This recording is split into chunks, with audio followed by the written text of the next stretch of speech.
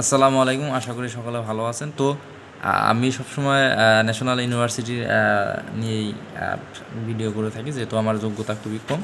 তো অন্যান্য বড় বিশ্ববিদ্যালয় বা পাবলিক প্রাইভেট নিয়ে কথা বলার খুব একটা এবিলিটি নেই আমার।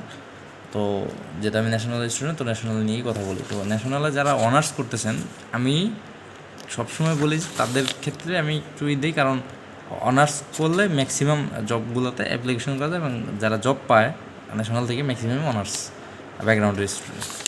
তো এখন কথা হচ্ছে যে ব্যাংকিং নিয়ে কিছু কথা বলবো। যে প্রথমে শুরুতে একটু নোট করার মতো কথা বলে নিই। তো বাংলাদেশের ব্যাংকিং সিস্টেমটা যে প্রচলিত ব্যাংকিং সিস্টেম, তবে ইসলামী যে শরিয়া অনুযায়ী 10টি ব্যাংক রয়েছে, তাদের সিস্টেমটা একটু আলাদা। তারা মোটামুটি শরিয়া অনুযায়ী মেনে চলার চেষ্টা করে, এবং বাকি ব্যাংকগুলো রয়েছে তারা সুদভিত্তিক প্রচলিত ব্যাংকিং সিস্টেম নিয়ে কাজ করে থাকে। সেটা আমি আগে বলে রাখলাম। তো আপনার যদি সমস্যা না থাকে, শরিয়া আপনার যদি প্রবলেম থাকে, তাহলে আমি বলবো ইসলামী ব্যাংকগুলোতে চেষ্টা করা। আদারওয়াইজ আপনি অন্য দিকে দিতে পারেন, এটা আপনার বিষয়। তো আমি বললাম যে জাস্ট একটা ফর্মালিটি, আমি কাউকে অনুপ্রাণিত করতেছি না, কাউকে জোর করতেছি না। আপনার ইচ্ছা হলে আপনি করবেন, না হলে না। তো এখন আসি যে আপনার এখানে কীভাবে কী প্রস্তুতি নেওয়া যায়। তো বিষয়টা হচ্ছে যে যারা honours second year, third year, fourth year থাকে, তারা হুট করে যখন অনার্স শেষ করে একবার অতই সাগরে পড়ে যায় যে কী করব। বাংলাদেশের চাকরির বাজার খুবই খারাপ। তো আগের থেকে যারা সতর্ক থাকে না, তারাই বিশেষ করে এই সমস্যাগুলো পড়ে। তো এখন কথা হচ্ছে যে প্রথমত আপনাদেরকে ম্যাথ এবং ইংলিশ, ব্যাংকের জন্য ম্যাথ এবং ইংলিশ খুবই গুরুত্বপূর্ণ। যারা ম্যাথ এবং ইংলিশে খুবই ভালো, তারা ব্যাংকে মোটামুটি ভালো পারফরমেন্স করে। তো এইগুলার বেসিক ভালো করতে হবে।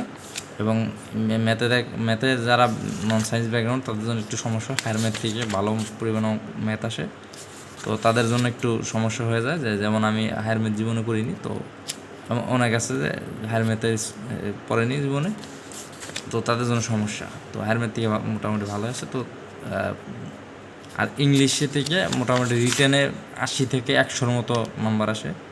ইংলিশে হিউজ পরিমাণ আসে, তো ম্যাথে 40-এর মতো আসে। তো এই দুইটাতে বেশি নাম্বার রিটেনে, এবং প্রিলিতেও মোটামুটি ভালো একটা নাম্বার আছে। তো অনেকে বিসিএসের সাথে ব্যাংকের প্রিপারেশন গুলিয়ে ফেলে। তো বিসিএসের থেকে ব্যাংকের প্রিপারেশন আলাদা। তো অ্যালগোরিদম, সিলেবাস সবই মোটামুটি আলাদা। তো সেই ক্ষেত্রে ব্যাংকের জন্য আলাদা একটা প্রিপারেশন নিতে হয়।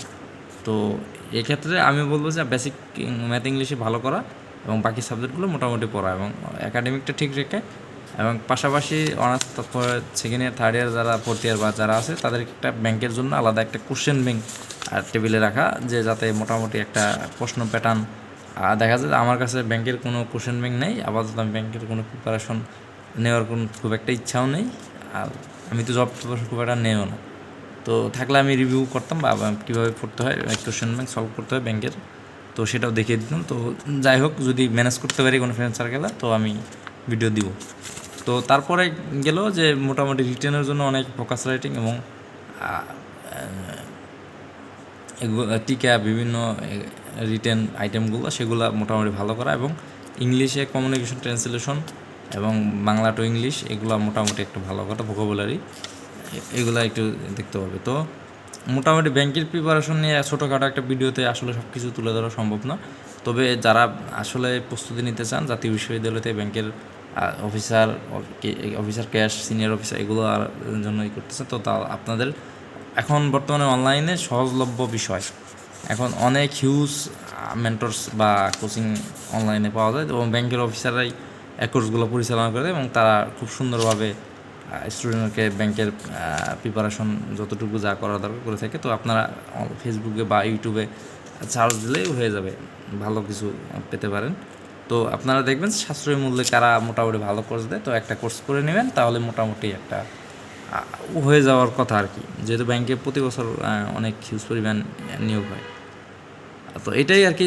তবে দিন শেষে সবশেষে একটাই কথা, যে প্রচুর পরিশ্রম করতে হবে, এবং প্রচুর পড়াশোনা করতে হবে, এবং এক্সামগুলোতে মোটামুটি ভালো করতে হবে আর কি, না হলে জব হওয়ার সম্ভাবনা নাই। তো এটাই আর কি।